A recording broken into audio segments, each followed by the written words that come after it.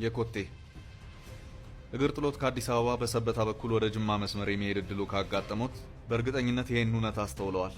የሚጓዙት በትራንስፖርት ከሆነ ሾፌሩ እልፍ 50 ብሮችን አጣጥፎ ይዛል። እነዚህ 50 ብሮች በየመንገዱ ለሚያስቆሙት የትራፊክ ፖሊሶች የሚሸጎጡ ጉርሻዎች ናቸው።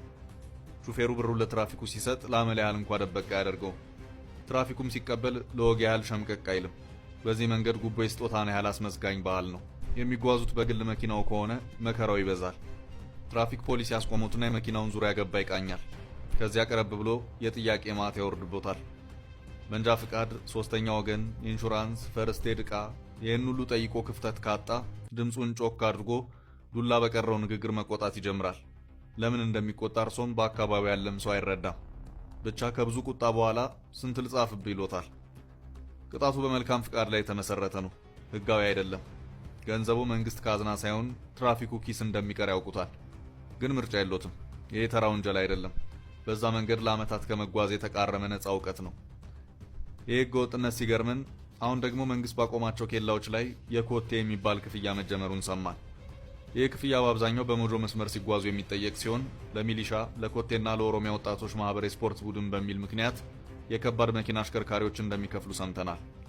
አንድ አሽከርካሪ ከአዲስ አበባ ወጥቶ ድሬዳዋ እስኪደርስ ከ6 ጊዜ በላይ በመንግስታዊ ታጣቂዎች እየቆመ ገንዘብ የሚጠየቅ ሲሆን አንድ ለሪፖርተር ገጠመኙን ያካፈለ አሽከርካሪ ከአዲስ አበባ ተነስቶ ዱከም መግቢያ ላይ 800 ብር፣ ቢሾፍቱ መውጫ ላይ 1000 ብር፣ ከሞጆ አቅራቢያ በተመሳሳይ 1000 ብር፣ ሞጆ 2000 ብር፣ አዳማ 1000 ብር፣ አሰበ ተፈሪ ጭሮ መግቢያ ላይ 800 ብር፣ ቦሮዳ 600 ብር፣ ሂርና አደት የተባሉ ኬላዎች ላይ 800 ብር፣ ካራሚሌና ደንገጎ በተመሳሳይ 800 ብር እንዲሁም ድሬዳዋ መውጫ ላይ 800 ብር በየተራ እንደከፈለ ተናግሯል።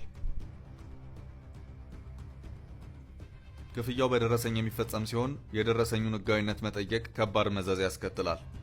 ማህበራዊ ሚዲያ ላይ የተለቀቀ አንድ ተንቀሳቃሽ ምስል የከፈለበትን ደረሰኝ ለታጣቂዎች የሚያሳይ ሾፌር በሰደፍ ሲመታ ያሳያል። በኦሮምኛ ቋንቋ የሚያነጋግራቸውን አሽከርካሪ ያለ ደረሰኝ 300 እና 500 ብር እያስከፈሉ ሲያሳልፉ አይተናል የሚሉ አሽከርካሪዎች በገዛ ሀገራቸው ለረገጡበት መሬት ለፍተው ያገኙትን ሳንቲም እንዲገብሩ መደረጋቸው እንዳሳዘናቸው ገልጸዋል።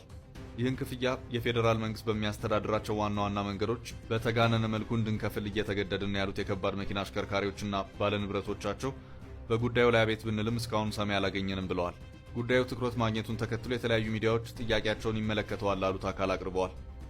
ሪፖርተር የጠየቀው የኦሮሚያ ክልል ትራንስፖርት ኤጀንሲን ሲሆን መስሪያ ቤቱ ጉዳዩን የሰማው በቅርቡ እንደሆነ ገልጿል።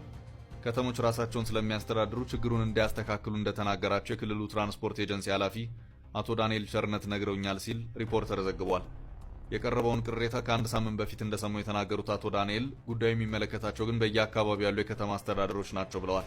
የጀርመን ድምፅ ዶቼ ቬሌ በበኩሉ በክልሉ የሚሰበሰበውን የትኛውም ገቢ አሰራር የሚዘረጉት የኦሮሚያ ከተማ ልማትና ቤቶች ቢሮ እንዲሁም የገቢዎች ቢሮ እንዲህ ስላለ ክፍያ ምንነት አናውቅም የሚል ምላሽ ሰጥተዋል ሲል ዘግቧል። በዚህ ጉዳይ ላይ ከክልል ቢሮዎች አልፎ የፌዴራል አካላትን የጠየቀው ቲክቫ ኢትዮጵያ ደግሞ ይህን ዘግቧል። የከባድ ተሽከርካሪ አሽከርካሪዎች እየደረሰብን ነው ያሉትን ችግር ለመቅረፍ በተጨባጭ ምን እየተሰራ ነው ሲል የትራንስፖርትና ሎጂስቲክስ ሚኒስቴርን ጠይቋል። የተቋሙ ሚኒስትር ዴኤታ አማካሪ ዶክተር ቶሎሳ በሰጡት ምላሽ ኢትዮጵያ ውስጥ ከገቡ በኋላ ሞጆ ወይም ደግሞ ማራገፊያ ቦታ እስከሚደርሱ ነበር። አሁን በጣም ቁጥጥር እየተደረገ ነው ብለዋል። ከሚኒስቴር መስሪያ ቤታችንም ሌላ አካል ዳይሬክሽን ተሰጥቶ እንዲያውም የፌዴራል ፖሊስ በፓትሮል መንገድ ላይ ወጥቶ እንዲሰራ ሁሉ ተደርጓል የሚል መረጃ አጋርቷል።